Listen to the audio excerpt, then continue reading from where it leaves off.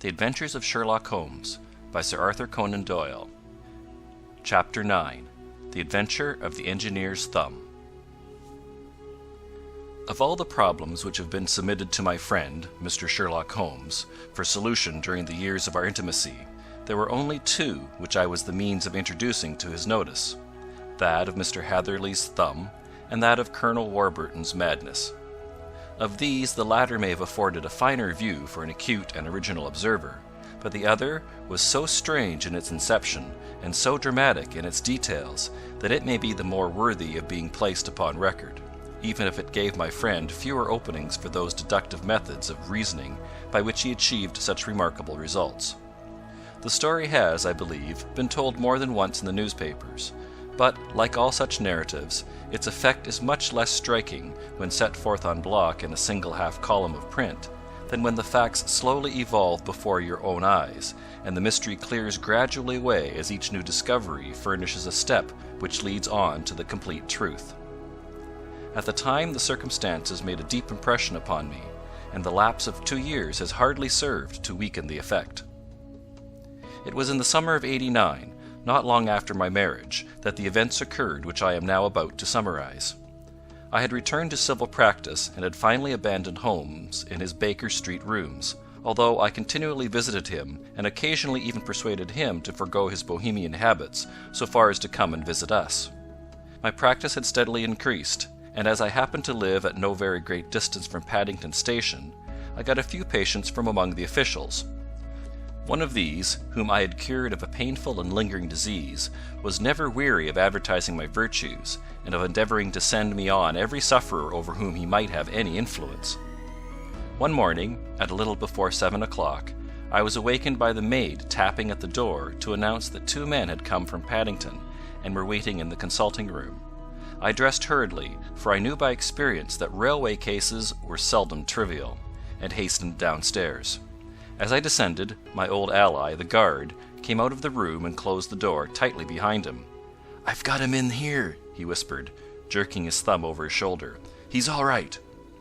"What is it, then?" I asked, for his manner suggested that it was some strange creature which he had caged up in my room.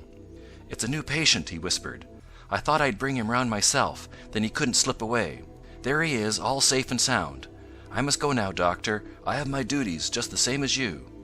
And off he went, this trusty tout, without even giving me time to thank him. I entered my consulting room, and found a gentleman seated by the table. He was quietly dressed in a suit of heather tweed, with a soft cloth cap, which he had laid down upon my books. Round one of his hands he had a handkerchief wrapped, which was mottled all over with blood-stains. He was young, not more than 25, I should say, with a strong masculine face, but he was exceedingly pale, and gave me the impression of a man who was suffering from some strong agitation, which it took all his strength of mind to control. "I am sorry to knock you up so early, doctor," he said, "but I have had a very serious accident during the night. I came in by train this morning, and on inquiring at Paddington as to where I might find a doctor, a worthy fellow very kindly escorted me here. I gave the maid a card, but I see that she has left it upon the side table." I took it up and glanced at it. "Mr. Victor Hatherley, Hydraulic Engineer, 16A, Victoria Street, 3rd floor." That was the name, style, and abode of my morning visitor. "I regret that I have kept you waiting," said I, sitting down in my library chair. "You are fresh from a night journey, I understand, which is in itself a monotonous occupation." "Oh, my night could not be called monotonous," said he, and laughed. He laughed very heartily, with a high, ringing note, leaning back in his chair and shaking his sides. All my medical instincts rose up against that laugh. "Stop it!" I cried. "Pull yourself together!" and I poured out some water from a carafe. It was useless, however. He was off in one of those hysterical outbursts which come upon a strong nature when some great crisis is over and gone. Presently he came to himself once more, very weary and pale-looking. "I have been making a fool of myself," he gasped. "Not at all. Drink this." I dashed some brandy into the water, and the colour began to come back to his bloodless cheeks. "That's better," said he. "And now, doctor, perhaps you would kindly attend to my thumb, or rather to the place where my thumb used to be." He unwound the handkerchief and held out his hand. It gave even my hardened nerves a shudder to look at it. There were 4 protruding fingers, and a horrid, red, spongy surface where the thumb should have been. It had been hacked or torn right out from the roots. "Good heavens!" I cried. "This is a terrible injury. It must have bled considerably." "Yes, it did. I fainted when it was done, and I think that I must have been senseless for a long time. When I came to, I found that it was still bleeding, so I tied one end of my handkerchief very tightly round the wrist and braced it up with a twig." "Excellent! You should have been a surgeon. It is a question of hydraulics, you see, and came within my own province." "This has been done," said I, examining the wound, "by a very heavy and sharp instrument." "A thing like a cleaver," said he. "An accident, I presume?" "By no means." "What? A murderous attack?" "Very murderous indeed." "You horrify me." I sponged the wound, cleaned it, dressed it, and finally covered it over with cotton wadding and carbolized bandages. He lay back without wincing, though he bit his lip from time to time. "How is that?" I asked when I had finished. "Capital! Between your brandy and your bandage, I feel a new man. I was very weak, but I've had a good deal to go through. Perhaps you had better not speak of the matter. It is evidently trying to your nerves." "Oh no, not now. I shall have to tell my tale to the police, but, between ourselves, if it were not for the convincing evidence of this wound of mine, I should be surprised if they believed my statement, for it is a very extraordinary one, and I have not much in the way of proof with which to back it up, and even if they believe me, the clues which I can give them are so vague that it is a question whether justice will be done." "Ha!" cried I. "If it is anything in the nature of a problem which you desire to see solved, I should strongly recommend you come to my friend Mr. Sherlock Holmes before you go to the official police." "Oh, I have heard of that fellow," answered my visitor, "and I should be very glad if he would take the matter up, though of course I must use the official police as well. Would you give me an introduction to him?" "I'll do better. I'll take you round to him myself." "I should be immensely obliged to you." "We'll call a cab and go together. We shall just be in time to have a little breakfast with him. Do you feel equal to it?" "Yes, I shall not feel easy until I have told my story." "Then my servant will call a cab, and I shall be with you in an instant." I rushed upstairs, explained the matter shortly to my wife, and in 5 minutes was inside a hansom, driving with my new acquaintance to Baker Street. Sherlock Holmes was, as I expected, lounging about his sitting-room in his dressing-gown, reading the agony column of the Times, and smoking his before-breakfast pipe, which was composed of all the plugs and dottles left from his smokes of the day before, all carefully dried and collected in the corner of the mantelpiece. He received us in his quietly genial fashion, ordered fresh rashers and eggs, and joined us in a hearty meal. When it was concluded, he settled our new acquaintance upon the sofa, placed a pillow beneath his head, and laid a glass of brandy and water within his reach. "It is easy to see that your experience has been no common one, Mr. Hatherley," said he. "Pray lie down there and make yourself absolutely at home. Tell us what you can, but stop when you are tired, and keep up your strength with a little stimulant." "Thank you," said my patient, "but I have felt another man since the doctor bandaged me, and I think that your breakfast has completed the cure. I shall take up as little of your valuable time as possible, so I shall start at once upon my peculiar experiences." Holmes sat in his big armchair with the weary, heavy-lidded expression which veiled his keen and eager nature, while I sat opposite to him, and we listened in silence to the strange story which our visitor detailed to us. "You must know," said he, "that I am an orphan and a bachelor, residing alone in lodgings in London. By profession I am a hydraulic engineer, and I've had considerable experience of my work during the 7 years that I was apprenticed to Venner and Matheson, the well-known firm of Greenwich. 2 years ago, having served my time, and having also come into a fair sum of money through my poor father's death, I determined to start in business for myself, and took professional chambers in Victoria Street. I suppose that everyone finds his first independent start in business a dreary experience. To me it has been exceptionally so. During 2 years I have had 3 consultations and 1 small job, and that is absolutely all that my profession has brought me. My gross takings amount to £27 10s. Every day, from 9 in the morning until 4 in the afternoon, I waited in my little den, until at last my heart began to sink, and I came to believe that I should never have any practice at all. Yesterday, however, just as I was thinking of leaving the office, my clerk entered to say there was a gentleman waiting who wished to see me upon business. He brought up a card, too, with the name of Colonel Lysander Stark engraved upon it. Close at his heels came the colonel himself, a man rather over the middle size, but of an exceeding thinness. I do not think that I have ever seen so thin a man. His whole face sharpened away into nose and chin, and the skin of his cheeks was drawn quite tense over his outstanding bones.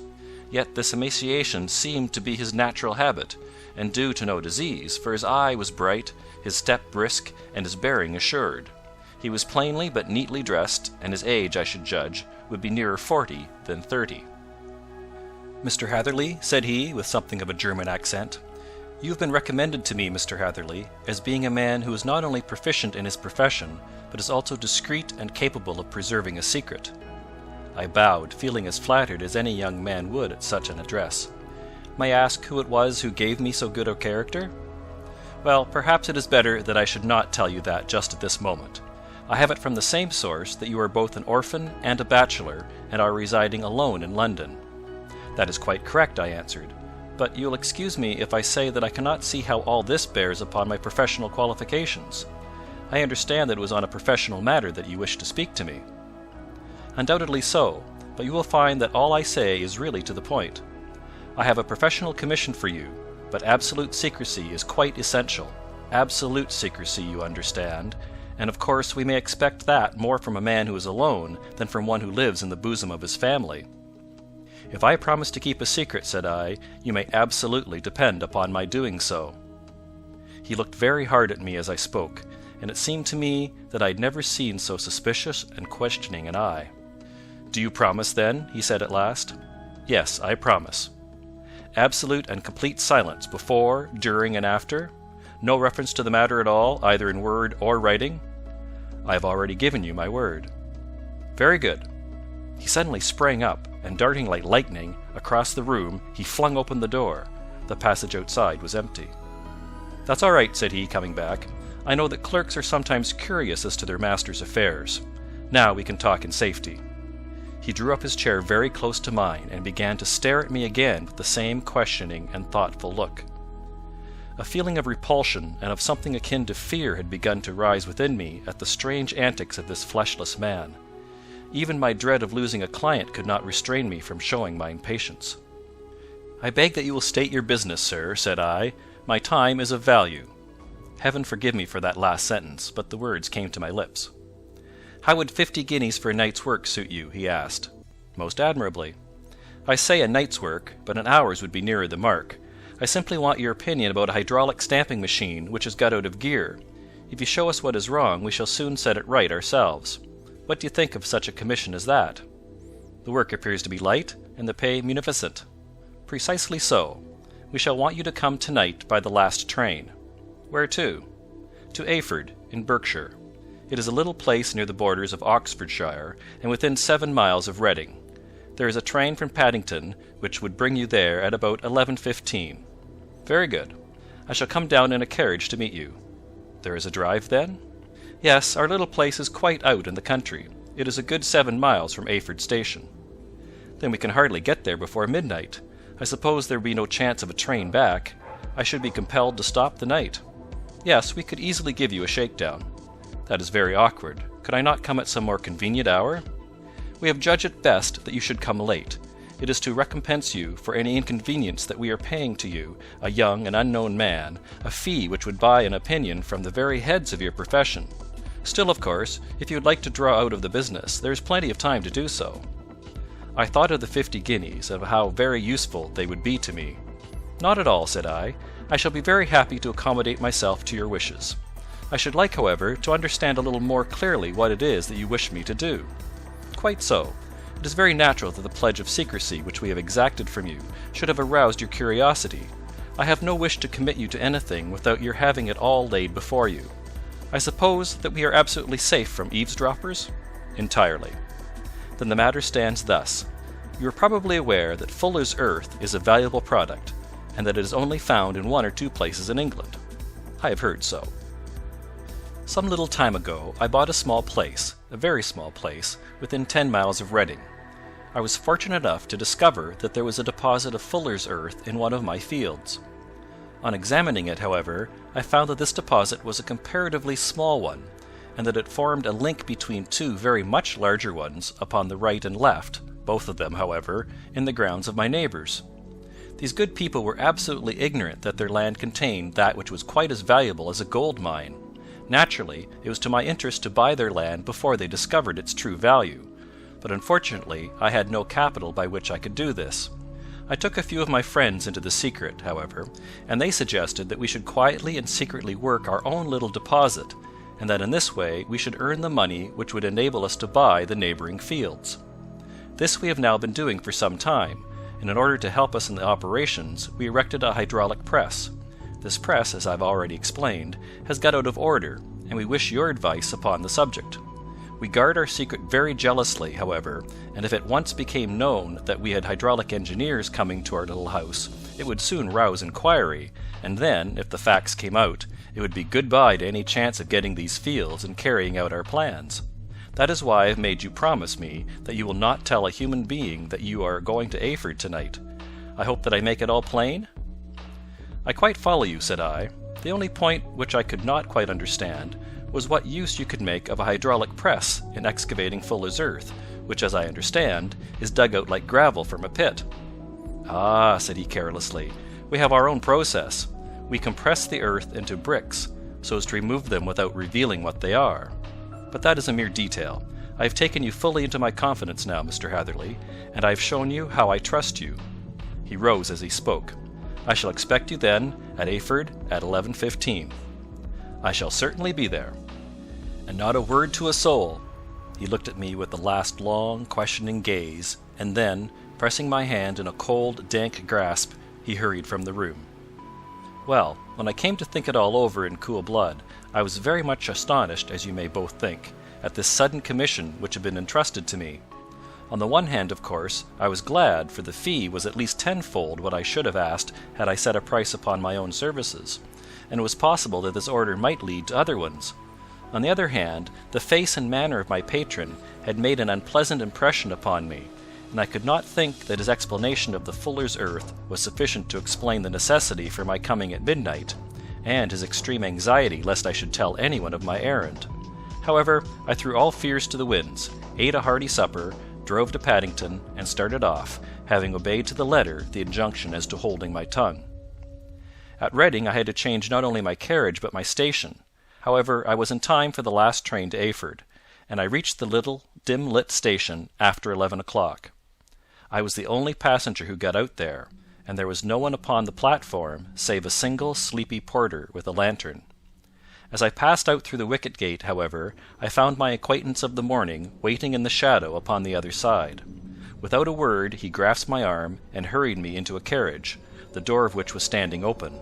He drew up the windows on either side, tapped on the woodwork, and away we went as fast as the horse could go. "One horse?" interjected Holmes. "Yes, only one." "Did you observe the colour?" "Yes, I saw it by the side lights when I was stepping into the carriage. It was a chestnut." "Tired looking or fresh?" "Oh, fresh and glossy." "Thank you. I am sorry to have interrupted you. Pray continue your most interesting statement." Away we went then, and we drove for at least an hour. Colonel Lysander Stark had said that it was only 7 miles, but I should think, from the rate that we seemed to go, and from the time that we took, that it must have been nearer 12. He sat at my side in silence all the time, and I was aware, more than once when I glanced in his direction, that he was looking at me with great intensity. The country roads seemed to not be very good in that part of the world, for we lurched and jolted terribly. I tried to look out of the windows to see something of where we were, but they were made of frosted glass, and I could make out nothing save the occasional bright blur of a passing light. Now and then I hazarded some remark to break the monotony of the journey, but the colonel answered only in monosyllables, and the conversation soon flagged. At last, however, the bumping of the road was exchanged for the crisp smoothness of a gravel drive, and the carriage came to a stand. Colonel Lysander Stark sprang out, and, as I followed after him, pulled me swiftly into a porch, which gaped in front of us. We stepped, as it were, right out of the carriage and into the hall, so that I failed to catch the most fleeting glance of the front of the house. The instant that I had crossed the threshold the door slammed heavily behind us, and I heard faintly the rattle of the wheels as the carriage drove away. It was pitch dark inside the house, and the colonel fumbled about looking for matches and muttering under his breath. Suddenly a door opened at the other end of the passage, and a long, golden bar of light shot out in our direction. It grew broader, and a woman appeared with a lamp in her hand, which she held above her head, pushing her face forward and peering at us. I could see that she was pretty, and from the gloss with which the light shone upon her dark dress, I knew that it was a rich material. She spoke a few words in a foreign tongue, in a tone as though asking a question, and when my companion answered in a gruff monosyllable, she gave such a start that the lamp nearly fell from her hand. Colonel Stark went up to her, whispered something in her ear, and then, pushing her back into the room from whence she had come, he walked towards me again with the lamp in his hand. "Perhaps you'll have the kindness to wait in this room for a few minutes," said he, throwing open another door. It was a quiet, little, plainly furnished room, with a round table in the centre, on which several German books were scattered. Colonel Stark laid down the lamp on the top of a harmonium beside the door. "I shall not keep you waiting an instant," said he, and vanished into the darkness.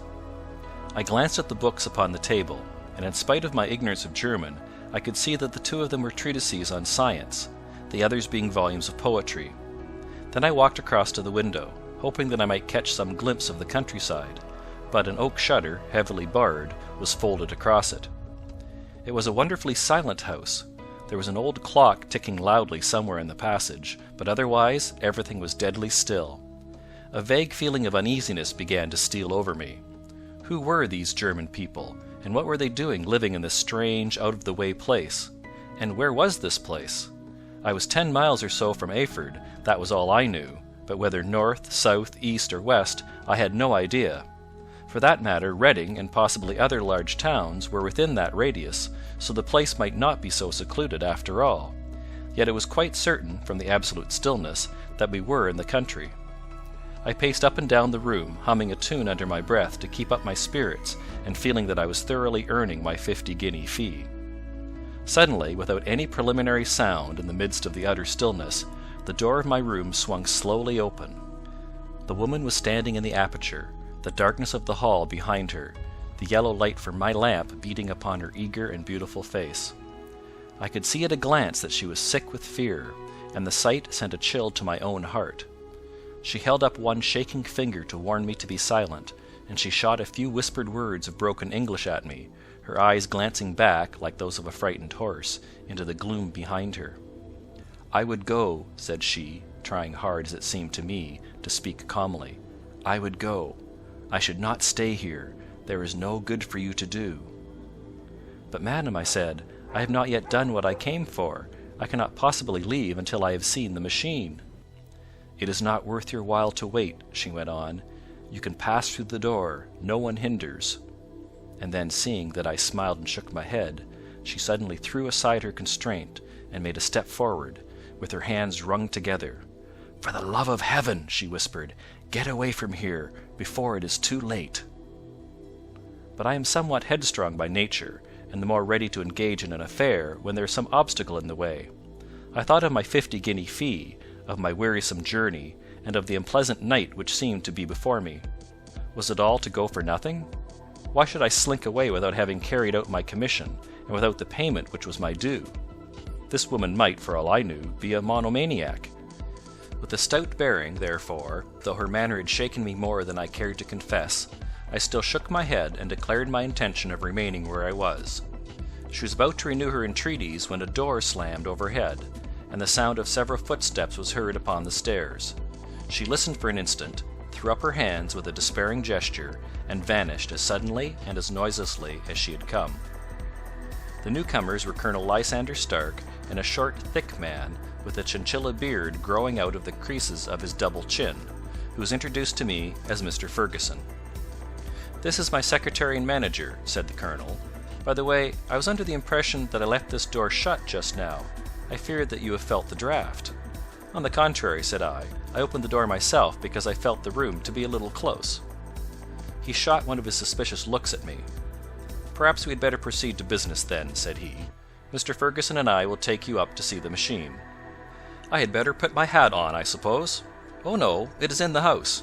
"What, you dig fuller's earth in the house?" No, this is only where we compress it, but never mind that. All we wish you to do is to examine the machine, and to let us know what is wrong with it."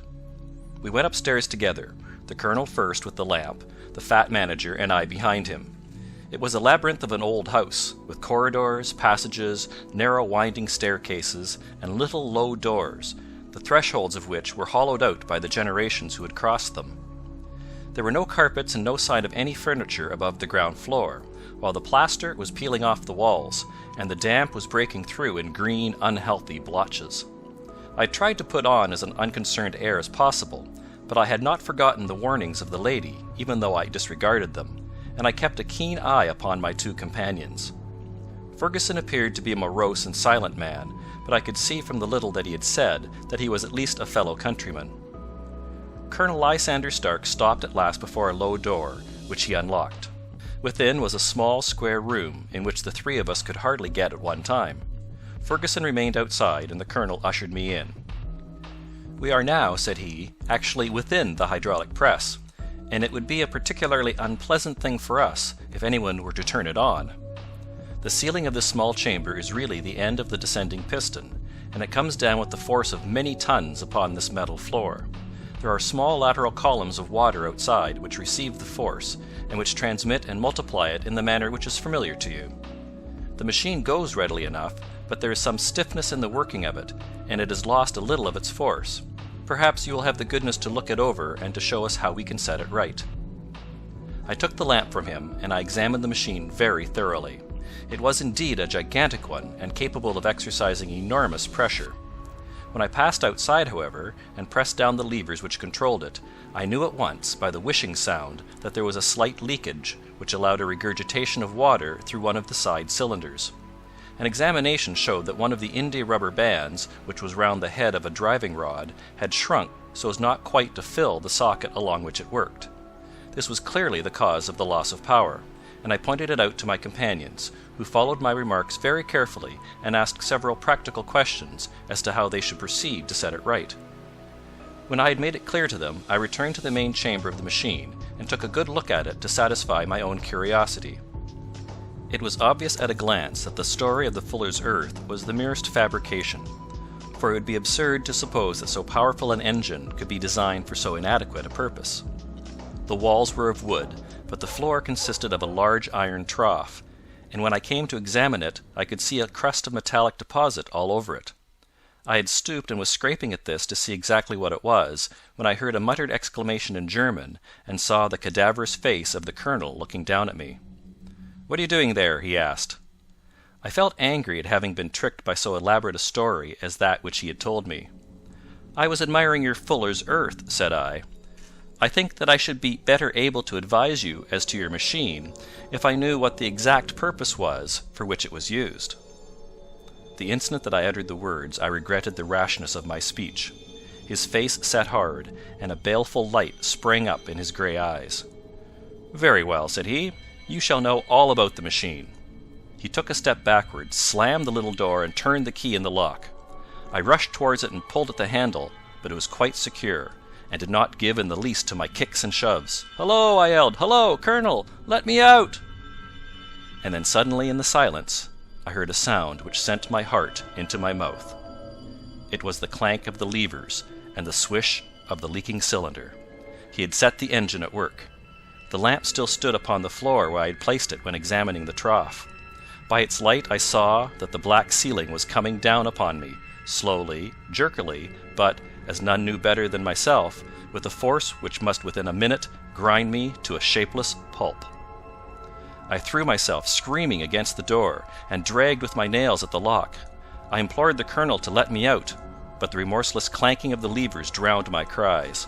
The ceiling was only a foot or two above my head, and with my hand upraised I could feel its hard, rough surface.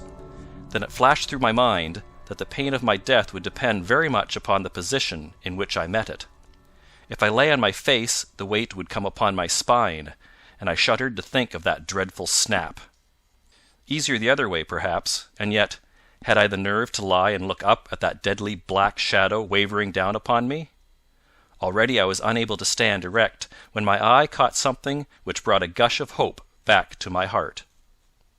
I have said that though the floor and ceiling were of iron, the walls were of wood. As I gave a last hurried glance around, I saw a thin line of yellow light between two of the boards, which broadened and broadened as a small panel was pushed backward. For an instant I could hardly believe that here was indeed a door which led away from death. The next instant I threw myself through, and lay half fainting upon the other side. The panel had closed again behind me, but the crash of the lamp and a few moments afterwards the clang of the 2 slabs of metal told me how narrow had been my escape. I was recalled to myself by frantic plucking at my wrist, and I found myself lying upon the stone floor of a narrow corridor, while a woman bent over me and tugged at me with her left hand while she held a candle in her right. It was the same good friend whose warning I had so foolishly rejected. "Come, come!" she cried breathlessly. "They will be here in a moment. They will see that you are not there. Oh, do not waste the so precious time, but come!" This time, at least, I did not scorn her advice. I staggered to my feet and ran with her along the corridor and down a winding stair. The latter led to another broad passage, and just as we reached it we heard the sound of running feet and the shouting of 2 voices, one answering the other from the floor on which we were and from the one beneath. My guide stopped and looked about her like one who was at her wit's end. Then she threw open a door which led into a bedroom, through the window of which the moon was shining brightly. "It is your only chance," said she. "It is high, but it may be that you can jump it." As she spoke, a light sprang into view at the further end of the passage, and I saw the lean figure of Colonel Lysander Stark rushing forward with a lantern in one hand and a weapon like a butcher's cleaver in the other. I rushed across the bedroom, flung open the window, and looked out.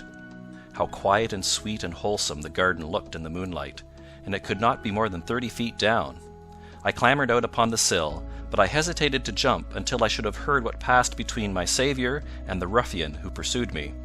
If she were ill-used, then at any risks I was determined to go back to her assistance.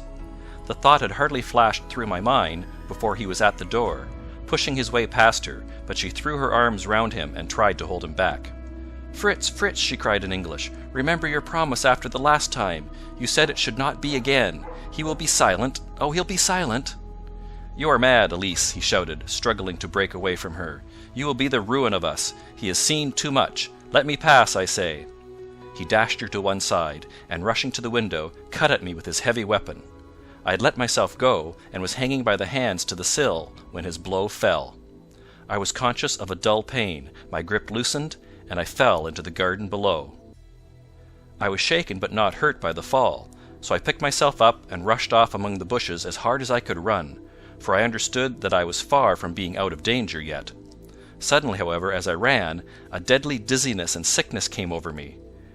I glanced down at my hand, which was throbbing painfully, and then, for the first time, saw that my thumb had been cut off and that the blood was pouring from my wound. I endeavoured to tie my handkerchief round it, but there came a sudden buzzing in my ears, and next moment I fell into a dead faint among the rose bushes. How long I remained unconscious I cannot tell. It must have been a very long time, for the moon had sunk and a bright morning was breaking when I came to myself. My clothes were all sodden with dew, and my coat sleeve was drenched with blood from my wounded thumb.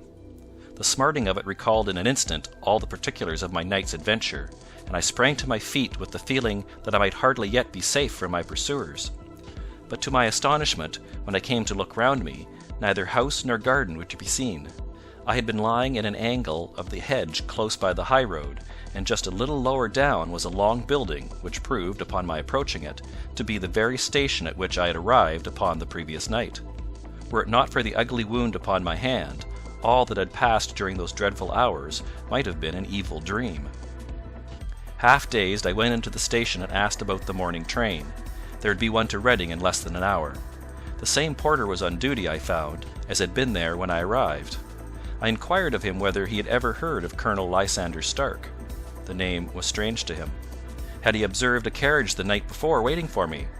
No, he had not. Was there a police station anywhere near? There was one about 3 miles off.